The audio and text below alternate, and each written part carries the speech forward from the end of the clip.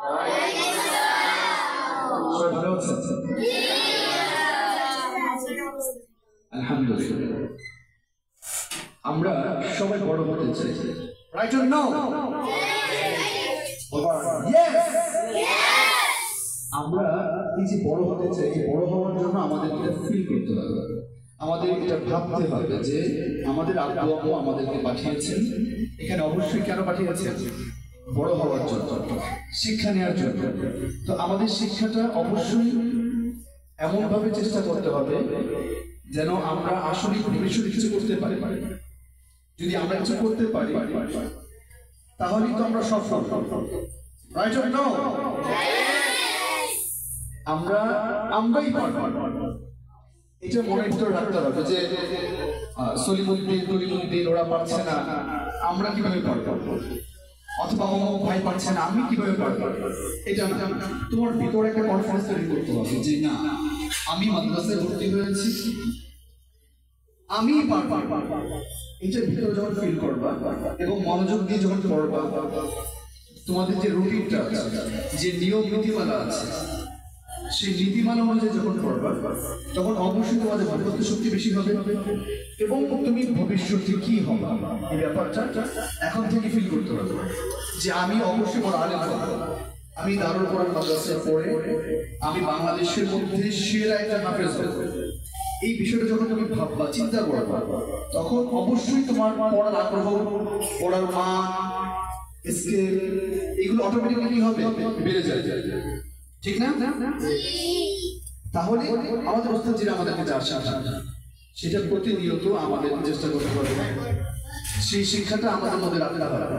এবং আজকে নাজমুস সাকিব বলো, তাকরিম বলো, আরো যারা যারা আছে, সেই জায়গাটা আমরা অর্জন করতে পারবো ইনশাআল্লাহ। আমরা আগামী দিনে এই বাংলাদেশের রাষ্ট্র ক্ষমতায় নেতৃত্ব দেওয়ার মতো যোগ্য আমরা নিজেদেরকে তৈরি করতে পারবো ইনশাআল্লাহ।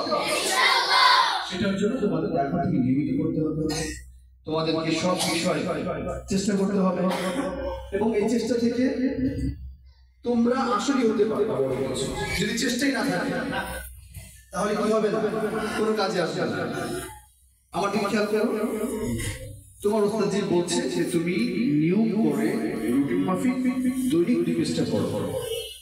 তুমি যখন চিন্তা করবে হ্যাঁ আমি সাকসেস হব, আমি সফল হব, আর সফলতার জন্য যে কথা মানতে হবে, বাস অটোমেটিক্যালি তোমার কাজ চলে আসবে, পড়াটা মুখস্থ হয়ে যাবে দ্রুত। আর যদি তোমার কোনো গোল না থাকে, যদি তোমার কোনো টার্গেট না থাকে, আমি 1 বছরের মধ্যে হিফজ কমপ্লিট করব, আমি আজকে 1 মাসের মধ্যে যে কিতাব রয়েছে সরকারি শিক্ষি বা তামরিনাতে যে কিতাব রয়েছে আমি এটা কমপ্লিট করে ফেলবো। এই টার্গেট যদি রাখো বিশেষ করতে পারবে, কারণ ফিউচারে তোমাকে বড় একটা জায়গায় যেতে হবে, এটার জন্য তোমাকে অনেক স্ট্রাগল করতে হবে। কিন্তু ফার্স্ট টাইম তোমার মাথার ভিতরে রাখতে হবে যে আমি দারুল কোরআন মাদ্রাসায় ভর্তি হয়েছি, মাদ্রাসায় পড়ে আমি সেরা একজন আলেম হব, নেতৃত্ব দেওয়ার মতো আমার নিজেকে যোগ্য করে করবো। কারণ দেখো যারা নেতৃত্ব দিচ্ছে বর্তমান সময়, তারা কি তোমাদের থেকে খুব ভালো কোরআন তেলাওয়াত করতে পারে? তাহলে এই পৃথিবীতে সেরা গ্রন্থ আল কোরআন, তোমরাই সেরা, এটা নিজে নিজে ফিল করতে হবে। তখন তোমরা আসলেই তোমাদের পড়াশোনার মধ্যে অনেক স্পিড পাবা, অনেক আগ্রহ পাবা যে আমি বিশ্বজয়ী হাফেজ হব। আব্বু আম্মু যা বলছেন সেটাকে মনোযোগ দিয়ে যখন শুনবা, কারণ আব্বু আম্মুর কথা মানলেও কি বিশ্বজয়ী হাফেজ হবে। এই বিষয়গুলো যখন ফিল করবা, চিন্তা করবা, মনে মনে ভাববা, তখন দেখবো অটোমেটিক্যালি তোমার আগ্রহ, পড়াশোনার মান এটা বেড়ে যায়। তুমি যে কোনো জায়গা থেকে অন্য কেউ যখন পুরো যারা হাফেজ হচ্ছে, যারা বিশ্বজয়ী হচ্ছে, ওদেরকে কোরআনের যে কোনো জায়গা থেকে জিজ্ঞেস করে বলতে পারে আমি পারবো না, আমিও পারবো। তো সেই চিন্তা থেকে যখন চেষ্টা করবা তখন তোমরাও পারবা ইনশাআল্লাহ। ঠিক আছে।